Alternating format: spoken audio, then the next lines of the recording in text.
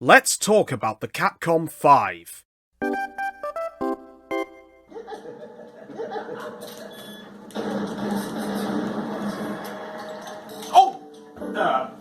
I'm sorry. I didn't notice you there for a second. I was too busy replaying Killer 7 for the umpteenth billionth time.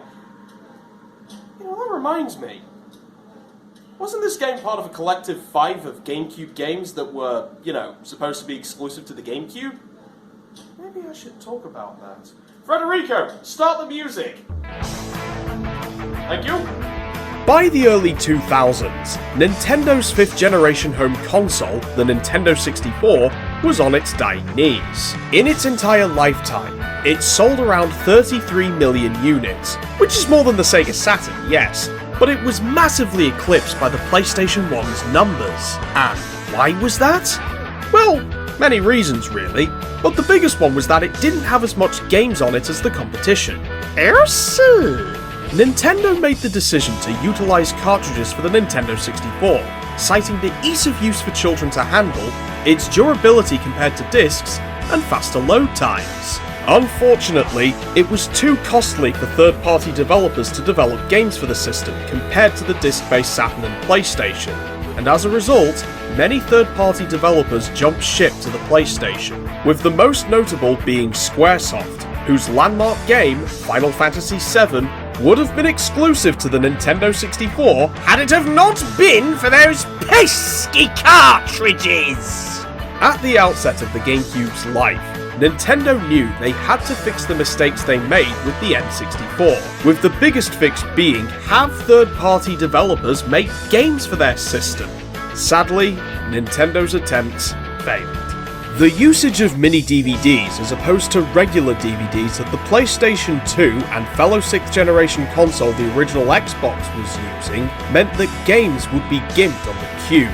And furthermore, Nintendo weren't really all into the idea of having their games used online outside of Phantasy Star Online, while the other consoles, especially the original Xbox, were heavily using it. And this is despite the fact that the GameCube did indeed have online support. While these were a turn-off for most third-party developers, there was a much larger factor in all of this. The industry was moving to a more mature experience, what with the popularity of certain games like Halo Combat Evolved. Meanwhile, here's Nintendo coming out with a new console that looked like a children's toy, especially with the use of purple as the primary colour for the system. And then there was the first-party lineup, which while sporting a killer lineup of games, it was criticised for sticking to mostly family-friendly affair compared to the other consoles. This criticism would reach its apex in August 2001, when Nintendo announced The Legend of Zelda The Wind Waker. What was the one big takeaway from that announcement? Oh yeah! 2002 was not a great year for Nintendo. The GameCube sold only 4.7 million units in its first year on the market, and not many games released that year. Yes, there was Metroid Prime and Eternal Darkness Sanity's Requiem, but it just wasn't enough to keep the little purple lunchbox afloat. Third-party companies saw those sales figures and were rightfully worried about making games for the system. But then, in November 2002, a surprise press conference was held in Roppongi, Japan. This press conference was hosted by Capcom, who had a good relationship with Nintendo before. Street Fighter II found most of its success on the Super Nintendo Famicom, and the Mega Man series had all of its games exclusive to Nintendo at the time. All of them. Anyway, in this press conference, Capcom announced 5 games, all unique, stylish, beautiful, and deadly. Oftentimes grisly and disturbing. But more importantly, all of them intended to be exclusive to the Nintendo GameCube. PN3, Beautiful Joe, Dead Phoenix, Resident Evil 4, and lastly, Killer 7. All of them announced to be released in 2003. Except Resident Evil 4, which had 2000X as its launch window. Yeah, don't ask why. All of them being mature games that the GameCube was practically begging for. All of them announced with the reason being, according to Capcom's website at the time, for the growth of the gaming industry. Now this was a big get for Nintendo. 5 games exclusive to their system that would kick major ass and show the big N weren't fucking around with the support they were getting from third-party companies. Gamers across the globe were ecstatic about this news. Pants were getting soiled. So how did it all go so wrong? Well, let's take a look at each game of the infamous 5, starting with PN3. Hold on a goddamn shit-stained minute. I should have mentioned at the start that all of these games had some involvement in some way, shape or form by Resident Evil creator Shinji Mikami. It's not that he was the director of all these titles, as he served as the producer for some of them and an additional writer for another one, although he did direct 2 games of the 5. Of which this is one of them. But don't worry though, we'll get to the other one in due time. PN3 is a run-and-gun third-person shooter set in a futuristic alien planet with a station on it that adores the colour white. You play as Vanessa Z. Schneider, a mercenary who uses the same face model as Resident Evil remake Jill, who is sent on a mission to infiltrate a space station on a distant planet and take out the big bad in the base on the request from a mysterious client. That's it. That's the story. While you may believe having a story that is lacking in depth is a bad thing, Mikami's intention for this game was to evoke the feel of classic Nintendo games, which eschewed complex stories for a focus on gameplay. So I don't mind the fact that the story is nice and straightforward. In that case, how does it play? Well, PN3 plays like a bog-standard third-person shooter. You run, shake that ass, crawl on all fours like a jaguar, and shoot robots down with lasers from your hands to earn some points. You even get to perform big, massive power blasts known as energy drives at the cost of some energy. On the odd occasion, you can use the points earned through playing the levels on upgrades, which improves your shot, health, and energy amongst other useful upgrades. You can even buy new Aegis suits, each with their own advantages and disadvantages, so you've always got a fair amount of things to experiment with. It's about as simple as you can get, and it's what you'll be doing throughout the whole game. When it launched in March 2003, the game received mixed reviews. While the game looked visually impressive with the animation, all of which was entirely keyframed with no motion capture in sight, being lauded to high hell, the fast and frenetic pace of the gameplay, and people taking well to Vanessa's brand of snark, wit, sass, and charm, it was criticised for the repetitious level design, clunky controls, and little replay value.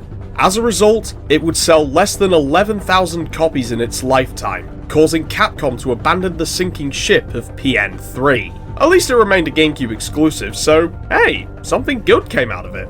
But with that being said, let's move on to Beautiful Joe.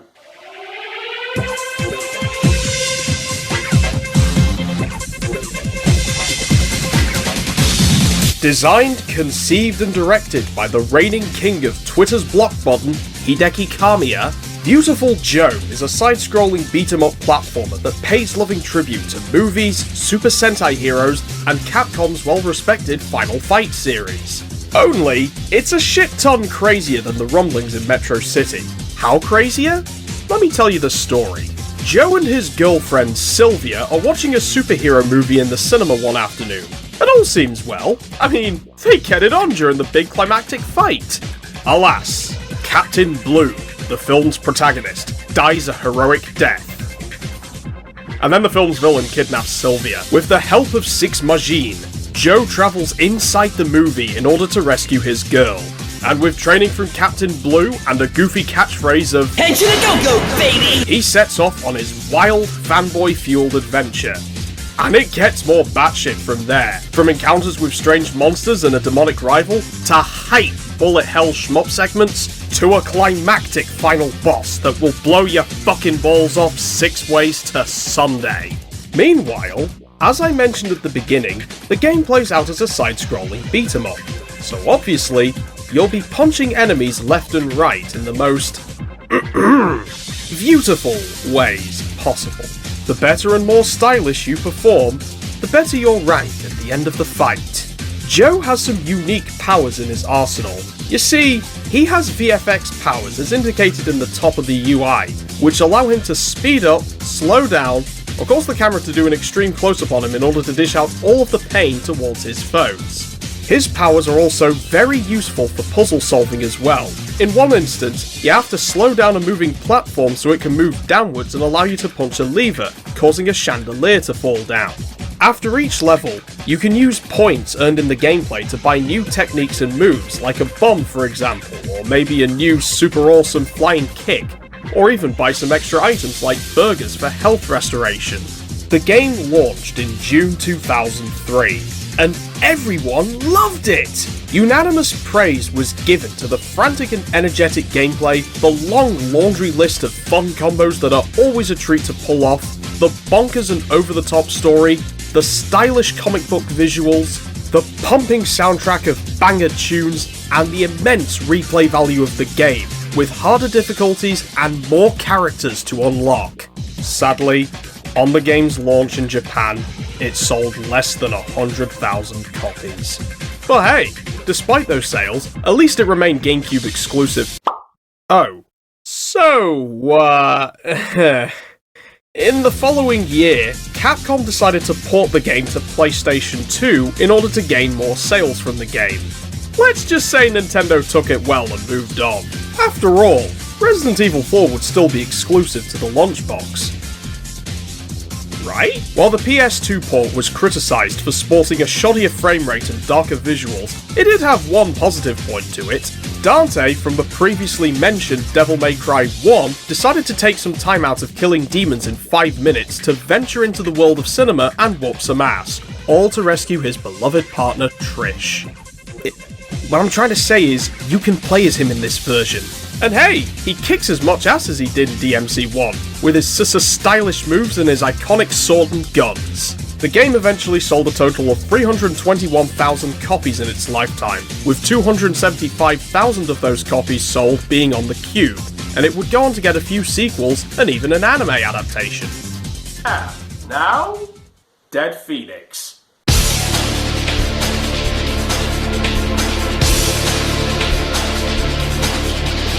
Dead Phoenix is an on-rails third-person shooter set in a mystical fantasy world. You control a winged humanoid character who would shoot down all sorts of fantastical beasts standing in his way. It was cancelled in August 2003! You wanna know why? Because Capcom spent less time developing the game and more time performing air guitar solos!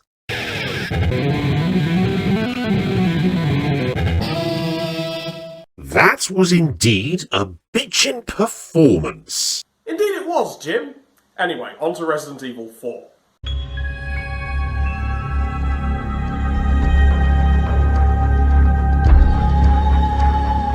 Oh, you've all been waiting for this one, haven't you?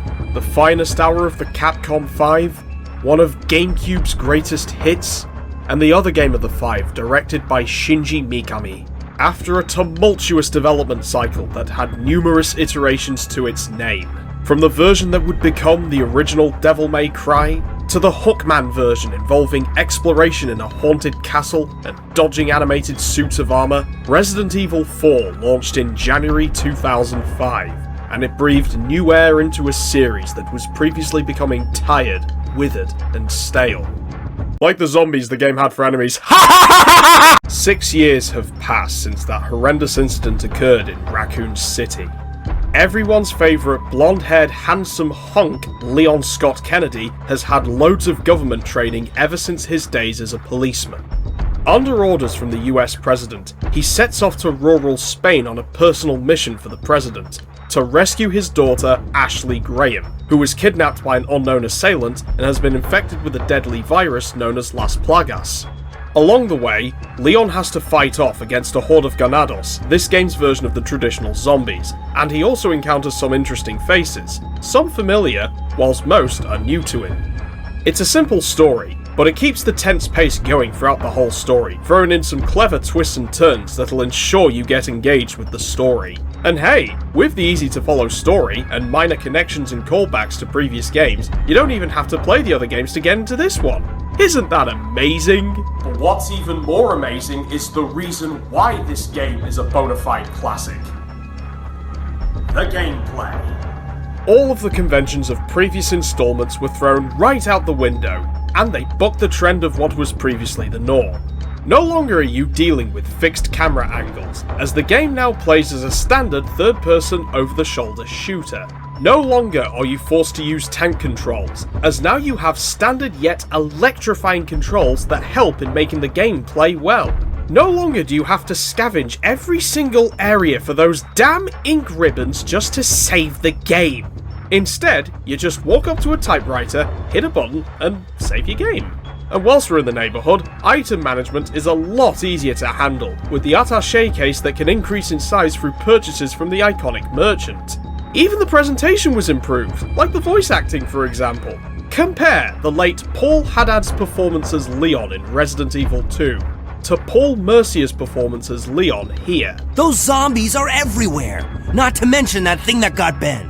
Bit of advice, try using knives next time. Works better for close encounters. While I like Haddad's performance that highlights the naivete of Leon as he struggles with surviving the horror on his first day of the job, Mercier captures Leon's growth in character with charm, sass, class, great humour, snark, and that deep, smooth, relaxing voice that is always a pleasure to listen to. After all, we've come a long-ass way from the days of... That was too close. You were almost a Jill sandwich. Getting back on track here, there was one series convention that Resident Evil 4 kept. The focus on surviving the horror. Isn't that right, Resident Evils 5 and 6? Everywhere you travel on your long, arduous journey, the atmosphere is dark and grungy, helped by the muted colour schemes, the ambient and scarce lighting, and the music that is at times quiet and reflective, but in other instances tense, horrific, and creepy as hell. The game sends out some terrifying monsters your way. When you shoot off a Ganado's head, a creepy tentacle will burst out at points. One swipe and you're dead.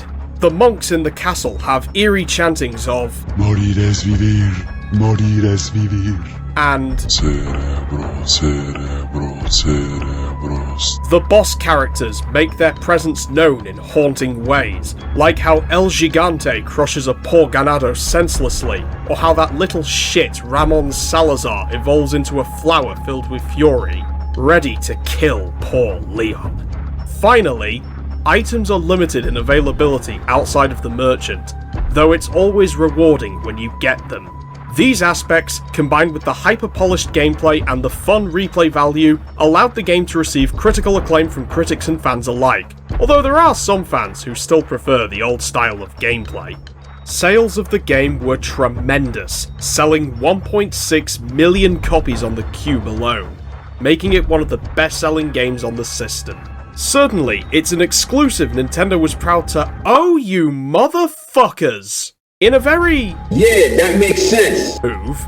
On Halloween 2004, Capcom officially announced the game would be brought to PlayStation 2 in order to maximize profits of the game. This is despite the fact that Capcom previously said the game would remain GameCube exclusive while the other games would not be, in a backtracking statement. And Mikami himself even jokingly said he would commit Harakiri should a PlayStation 2 port be announced. The port released a few months after the Cube, and while it was criticised for washed out visuals, a decrease in audio quality, longer load times, and clunkier controls, like the PS2 port of Beautiful Joe, there was some exclusive content added to this version of the game. Separate Ways, which is more or less the entire campaign, but from the perspective of acclaimed femme fatale Ada Wong. But the novelty of this exclusive feature was cancelled out when later versions of the game included this mode as well. Yes, you heard me correctly, folks. This game has been ported to numerous systems after the PlayStation 2, including, but not limited to, the PC, the PlayStation 3, the Xbox 360, the PlayStation 4, the Wii, the Switch, and the Zeebo. And what's this I hear about a VR version of the game? And wait, am I getting this right? There's gonna be a remake of this game? Well, fuck me. Anyway, the PlayStation 2 version sold 2 million copies compared to the Cube, which royally pissed off Nintendo. But at least the game was awesome, so that was positively reassuring for them. And finally, we come to the last game of the 5, and my personal favourite of the bunch, Killer 7.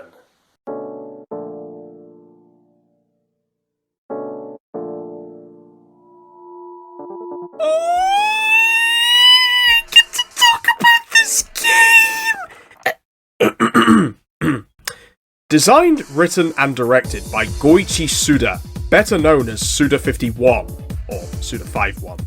Killer 7 is the last of the 5 to be released, in June 2005 specifically, although it was delayed in America to July 7th, because symbolism, and the only one of the 5 not to be developed by Capcom Production Studio 4, instead being developed by Suda's own game studio, Grasshopper Manufacture. If there's one thing that can be said about this game, it's that this is a weird, disjointed, psychedelic, and twisted acid trip of a game. In this case, it feels like if Metal Gear Solid was written and directed by Terry Gilliam. How so? Let's start with the story. It's a time of peace. The American and Japanese governments have agreed to work together, any tensions between them being eased. This is shown by a bridge connecting both countries together, and fireworks lighting the sky as a symbolization of unity. Too bad a terrorist organization known as the Heaven Smile, led by their enigmatic leader Kun Lan, had to go and fuck things up by launching an attack during a political speech. In response to this, the American government call upon the Killer 7 unit to take out these giggling monsters. What I have explained may sound simple enough, but trust me, the further you go in this game, you'll realize how fucking insane this story gets. I mean, so many events feel so out of place within the narrative that it becomes disjointed and confusing, helping the acid trip vibe of the game. In addition, it takes all sorts of bizarre twists and turns, making you feel uncomfortable and perplexed, but also intrigued and excited throughout. And with the sheer insanity of the story, I feel it's for the best if you go and experience it for yourselves, so you can better understand what I'm getting at. This insane approach to creating the game is also reflected in its gameplay, as it plays out like no other game on the market from before and after. It merges a puzzle game with an on-rails point-and-click adventure and a first-person shooter. You play as all 7 members of the Killer 7, aka the Smith Syndicate. It's 'cause all of them have the surname Smith. Dan, the hard-ass all-rounder. Kaide, the shy sniper. Con, the blind but speedy punk. Coyote, the brutal thief with a penchant for lockpicking. Kevin, not that one, the silent knife nut. Mask, the tough and powerful lucha libre wrestler. And Garcian, the professional who cleans house. At certain moments, you also get to play as the de facto leader of the unit, Harmon, an old man in a wheelchair with a long-ass rifle, though he doesn't get a whole lot of gameplay time to him. The primary portion of the gameplay has you gunning down the laughing smileys in their critical weak spots, as shown by glowing orbs on a specific part of their body. Killing a smile results in you harvesting the blood from them. The thick blood is used to create serum that you use to upgrade character stats through TVs found in Harmon's room locations, while thin blood is used to activate the special powers of any given Smith you're controlling, like how Dan can fire an energy shot he boldly calls a to instantly kill an enemy, or how in a case of puzzle solving, Kaide can slit a wrist to reveal a path that leads to an interesting reward. Yes, the other portion of the gameplay has you solving some puzzles that'll keep you guessing, although it usually results in just explore the environment for some hidden clues to unveil the next area, either by finding and using information within the level, or by using certain elemental rings you get from one particular character, Susie the Headless Girl, to solve the puzzle. Like the story, the gameplay is very unpredictable and nuts, as it constantly keeps you on your toes as to what happens next, making it very interesting and intriguing to play. As you'd expect from a game as fucked up as this, it received incredibly polarizing reviews when it came out. Critics were divided on the story, its themes, and how far it was willing to push the horror aspect, as well as the unconventional gameplay. But praise was given to the stylish presentation, with its cel-shaded visuals that helped to highlight the surreal atmosphere, along with Masafumi Takada's visceral, haunting, and strange soundtrack that encompassed a variety of genres from acid jazz to techno to even just straight-up piano pieces. In fact, it is these exact reasons, along with how well I enjoyed the gameplay, and the surreal and stylish nature of the game in general, which explains why I love this game so much. According to VG charts, the game sold around 15,000 copies, prompting it to become a sleeper hit. And even better, it would accrue quite the cult following in the years following the original release. But hey, at least it remained okay. I ain't milking this joke a third time. Of fucking course the son of a bitch was ported to PlayStation 2. Of the 3 games of the 5 that were ported to PS2, this one sadly suffered the rawest end of the bargain. Lack of any exclusive content was the least of this version's issues. It greatly suffered from a butchering of the already stylish visuals, which at some points to me looks like something I'd expect to see on a low-end 1995 PC game. In addition, there were long load times, clunkier controls, an awful frame rate, compressed FMV cutscenes, and if you live in Japan, your version was censored. By complete contrast, the 2018 PC port is very polished, with crisp visuals that can go up to 4K resolution depending on your computer specs, faithful mouse and keyboard support, and even some neat bonus DLC as well. Coming out of this ordeal, Nintendo felt very after what Capcom had done to them. The GameCube would go on to sell roughly 22 million units in its lifetime, which is a little lower than the Xbox, but that number is considerably smaller than the tremendous success that was the PlayStation 2. It would become one of Nintendo's least profitable video game systems of all time, which served as a wake-up call for Nintendo to get back to innovation. And as you noticed from all those sales figures I mentioned from the 5, Dead Phoenix aside, all of them sold poorly, except for Resident Evil 4, if only for the fact that it was a game that was part of a pre-existing and successful franchise. And despite the fact that 3 games of the 5 would walk back on the GameCube exclusivity, they didn't meet Capcom's goal of growing the gaming industry thanks to these poor sales. If you ask me, I think a good reason why these games didn't sell well is because of what the GameCube was. A console that was dismissed by the general public for being too childlike and innocent in an industry that was growing up into a teenager, and so games intended to be exclusive to the lunchbox and aimed for a more adult audience were just ignored. In fact, it is often rumoured that this incident is the reason why we didn't get Capcom characters in Super Smash Bros. Brawl, while fellow third-party companies Konami and Sega managed to get some characters in the game. And then Smash 4 happened. However, not everything that happened here led to bad results. The success of Resident Evil 4 would cause many games following its release to take heavy inspiration for its gameplay, such as Gears of War and Uncharted Drake's Fortune. Fittingly enough, horror games would also be affected by this, but arguably not for the better, as they started to focus more on the action than the horror. Although there are a few horror games that successfully managed to balance action and horror, with EA's 2008 hit Dead Space being the best example, as people loved the blend of cosmic horror reminiscent of the Alien films with top-notch action. Meanwhile, Killer 7 gave Suda51 some much-needed recognition not just in his native country, but also in most Western countries too. His next game, the critically and commercially acclaimed No More Heroes, released on the Wii in 2007, and it became a successful franchise with a strong cult following, especially from a certain skeletal and muscly YouTuber. Suda would eventually work with Mikami again on the criminally underrated 2011 horror game Shadows of the Damned.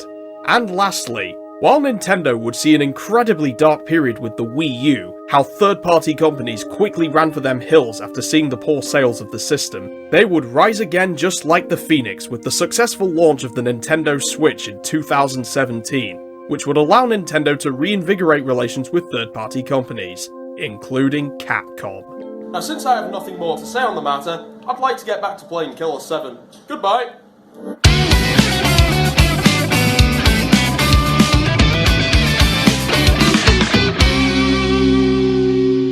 Hey there everybody, if you enjoyed this video, why not drop a like my way, and if you want to see more of what I do, then click the subscribe button and hit the notification bell for all updates.